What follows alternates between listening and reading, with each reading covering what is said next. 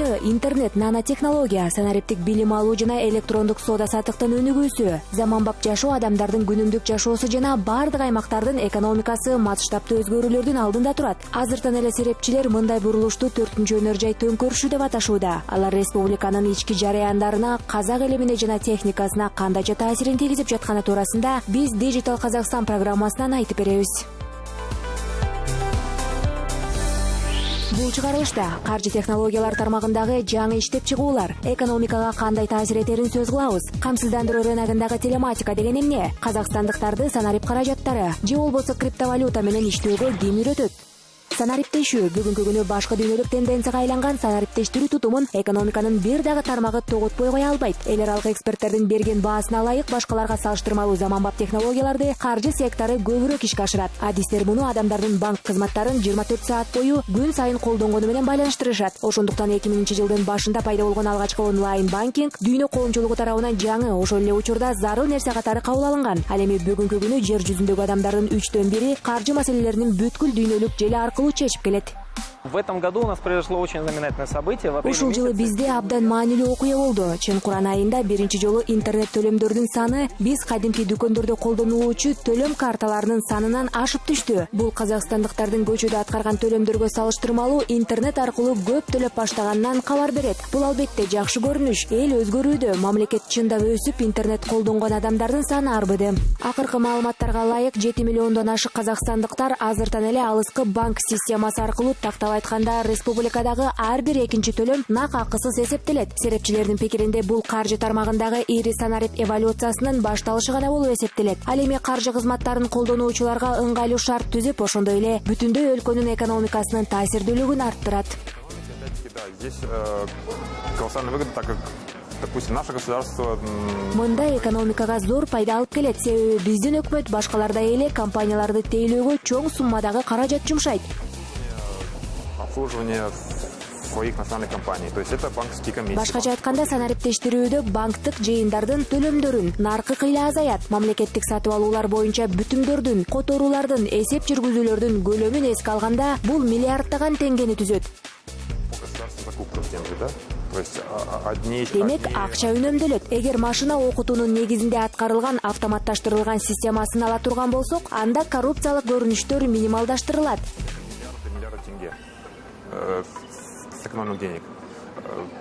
Ачыктык, айкындуулук дээрлик жакшырып, бюджеттен урдоо коркунучу төмөндөйт.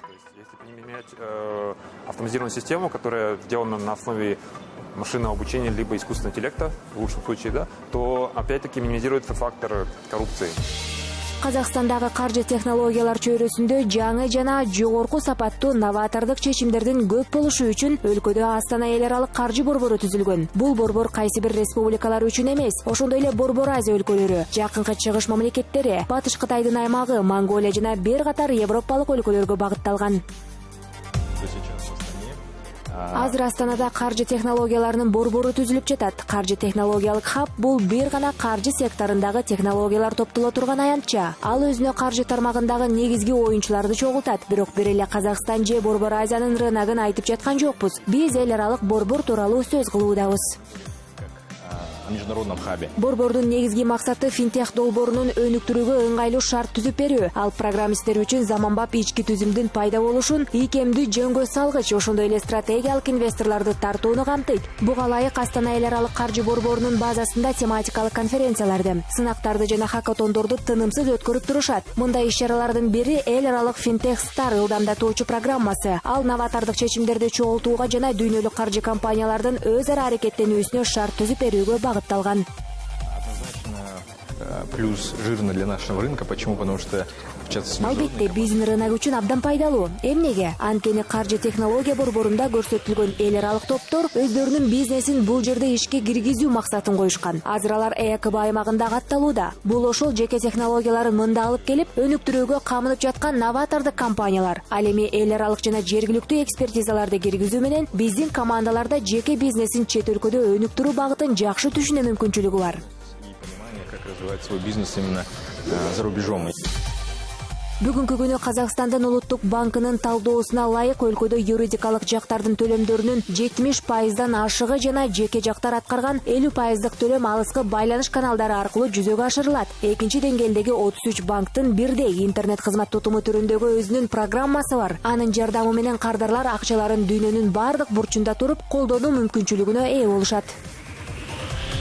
Смотрите, при работе банка, при то, что видит на самом Банктын ишин карап көрсөк, кардардын алыскы канал аркылуу көрүп турганы бул албетте айсбергдин туу чокусу. Башкача айтканда, банктын ичинде, банктык машинанын ичинде белгилүү бир ишти аткарууда көптөгөн тиштүү дөңгөлөктөр шарттуу түрдө тигил же бул процессти кыймылга алып келет.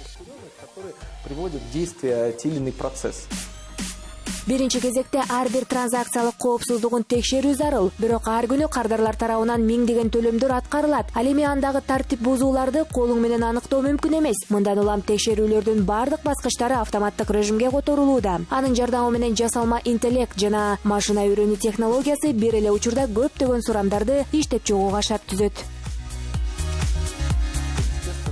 Банки уделяют большое внимание системам антифрода, которые позволяют просто... Албетте, банктар антифрод системасына көбүрөөк көңүл буруп жатышат. С точки зрения терроризма или с точки... Ал мониторинг жүргүзүп же болбосо шек жараткан операцияларды көрүп турат. Бирок ал терроризм же кылмыш жолу менен алынган акчаларды эмес. Мисалы, уурдалган кредит картасындагы маалыматтарда кардарлардын жайгашкан жеринен шектенүүлөр жаралганда колдонулат. Местонахождение клиента, когда, например, одновременно с коротким... Мисалы, кыска убакыттын ичинде бир эле картадагы операциялар ар кайсы мамлекетте аткарылган учурларда банктарда, ошондой эле каржы уюмдарында шек жаратат. Естественно, также вызывают подозрения в банках, как финансовых организаций. Дүйнөлүк тренд жакынкы келечекте акчалай төлөмдөрдү аткарууда банктык карталарды колдонбой турган абалга алып барат. Мындай операцияларга смартфон жана башка гаджеттер жана адамдардын ар дайым жанында боло турган биометрикалык маалыматтары жетиштүү болот. Человеку для идентификации не нужны, например, никакие вспомогательные устройства. Негизинен биометрикалык маалыматтар жетиштүү. Маселен, бармактагы, көздүн челинин сканери, жүзү, адамдын өздүгүн аныктоо жетиштүү болуп эсептелет. Сетчатки глаза, его черты, овал лица являются достаточно серьезным фактором для подтверждения. Ошондой эле азыртан бардык төлөмдөрдү биометриканын жардамы менен аткарууга ылайыкташтырылган технологиялар иштелип чыгууда. Разрабатываются технологии, например, по биометрической оплате товаров и услуг. Каржы секторунун дагы бир маанилүү тармагы бул бир жылдык жүгүртүүсү дээрлик 1 триллион теңгеге бааланган камсыздандыруу рыногу. Маалымат технологияларынын өтө тездик менен өнүгүшү жана интернет колдонуучулардын санынын өсүшү бул рыноктун катышуучуларына санариптик форматта иштөө жөнүндө ойлонууга түрткү берди. Биринчи кадам камсыздандыруу онлайн полисин сатып алуу болуп эсептелет. Позволяет экономить временные затраты. То есть клиент, не выходя из дома, может оформить... Биринчи кезекте онлайн камсыздандыруу убакытты үнөмдөйт. Экинчиден, албетте, кардар менен камсыздандыруу компаниясынын ортосундагы түз маек жөнгө салынат. Получить представление о сервисе страховой. Мында кардар камсыздандыруу компаниясынын тутуму тууралуу жана ошол компания алдыга жылдырууга аракет жасаган онлайн продукциялар боюнча сунуштама алат. Муну менен жарандардын камсыздандыруу жаатындагы сабаттуулугу жогорулайт. У населения повышается грамотность в части страхования. Рынокто таркап жаткан дагы бир жаңы курал телематика. Уна камсыздандыруучу бул кызмат машиналарга орнотулган атайын гаджет болуп саналат. GSM сенсордун жана акселерометрдин жардамы менен аппарат камсыздандыруу компаниясына маалымат жиберет. Алынган маалыматтардын жардамы менен унааны айдоо стилин башкарууга мүмкүн болот. Ал документтерди каттоодо персоналдык бааны түзүүгө көмөк көрсөтөт. Мындан тышкары камсыздандыруу окуясы боюнча билдирүү тартиби жөнөкөйлөтүлүп, келтирилген зыянды баалоо өлчөмү жана төлөм алуу жолдору жеңилдейт. Мындай технологиялык өзгөрүүлөргө байланыштуу компаниянын кардарларынын жеке маалыматтарын коргоо аракети жогорулап, киберкылмыштуулук жана жөнөкөй алдамчылыктын алдын алуу иш-аракеттери күчөйт. Есть у нас государственная организация, государственное кредитное бюро, которое обеспечивает защиту баз Чынында данных. IT тармагынын ички түзүмүнүн коопсуздугу үчүн мамлекеттик бюро бар. Ал маалымат базасын коргойт, маалыматтарды иштеп чыгат. Бүгүн мажилисте толук түрдө онлайн камсыздандыруу менен иш алып барууга жана камсыздандыруучу компаниялардын интернет чөйрөсүндө алектенүүсүнө уруксат берген мыйзам долбоору бар. онлайн-страхованием, и который будет уже позволять страховым компаниям уходить в интернет-среду. Онлайн төлөмдөр Казакстандын каржылык кызмат көрсөтүүлөр рыногунда өтө тездик менен өнүгүп келе жаткан бир тармак. Алар колдонууга 10 жыл мурда келген. Серепчилердин пикиринде бул түзүлүштөрдүн иштөө тартиби өзгөрүүсүз калган. Көпчүлүк учурларда ошондой эле банк картасы жана сыр сөз талап кылынат. Ал эми төлөө ыкмалары кескин өзгөрүүгө дуушар болгон. Мисалы, машина үйрөнүү технологиясынын урматына сайт же колдонмо эми киргизилген маалыматтарды эстеп калат жана кийинки төлөм аракеттеринде аны талап кылбайт. Бул ыкма төлөмдү бир жолку басуу менен аткаруу деген атка ээ болгон. Способ доступа к этим, получается... Бул кызматтарга кирүү үчүн төлөө жолу өзгөрдү. Эгер мурда интернет банкингке туташуу үчүн флеш картага сыр сөз коюп, аны эстеп калуу керек болсо, азыр анын баары өзгөргөн. Азыр банктардын көбү төлөмдөрдү бир жолку сыр сөз боюнча аткарууга өткөн. Сиз төлөгөндөн кийин дароо телефонуңузга SMS билдирүү келип түшөт. Андан кодту тергениңизде бардыгы өтөт. Вам прилетает тут же смс на ваш телефон, вы код из него вводите, и все проходит. Белгилүү бир буюмдарга жана кызматтарга акы төлөө үчүн көптөгөн тиркемелер пайда болууда. Аны пайдалануу кардарларга бир катар арзандатууларды же кошумча сыйакы сыяктуу артыкчылыктарды алып келет. Мындай жеңилдиктердин жардамын ресторандардан тамак аш алууда. Аны жеткирүүдөгү акысыз төлөөдү же болбосо билет сатып алууда колдонсо болот. Жакында эле унаа сүйүүчүлөрдүн жашоосун жеңилдете турган Казакстандын рыногунда дагы бир продукция пайда болду. Ал май куюучу жайларга акы төлөө тиркемеси. Долбоор Астана менен Караганда да иштеп жатат. Ал эми Алмата менен Шымкенттин АЗС тармактары менен келишим түзүү каралып жатат. Очень просто, как всегда, да, скачивайте мобильное приложение на Play Market либо App Store. Бардыгы жөп жөнөкөй, кадимкидей эле Play Market'тен же App Store'дан мобилдик тиркемени көчүрүп аласыз. Катталасыз да каалаган банктык картаңызды байлап коесуз. Азырынча төлөмдү бир гана банктык карта менен аткарууга болот, бирок бул мүмкүнчүлүктөр кеңейүүдө. Жакында телефондун балансындагы каражатты колдонуу функциялары кошулат. Санарип төңкөрүшү муну менен эле токтоп калбайт. Ал жаңыдан гана башталып жатат. Тактап айтканда, заманбап электрондук технологиянын блокчейндин түзүлүүчүлөрү ушундай деп ойлошот. Аны интернеттин деңгээлиндеги ойлоп табылган жетишкендик деп аташууда. Ал эми адистердин божомолуна ылайык бул бүткүл дүйнөлүк коомчулуктун иштөө эрежелерин өзгөртүп салышы мүмкүн. Блокчейн бул негизинен жаңы муундун интернети. Ал интернетке негизделет, бирок азыр дүйнөдө кеңири колдонулуп келген кадимки интернеттин ички түзүмүнөн дагы алда канча алдыга жылган.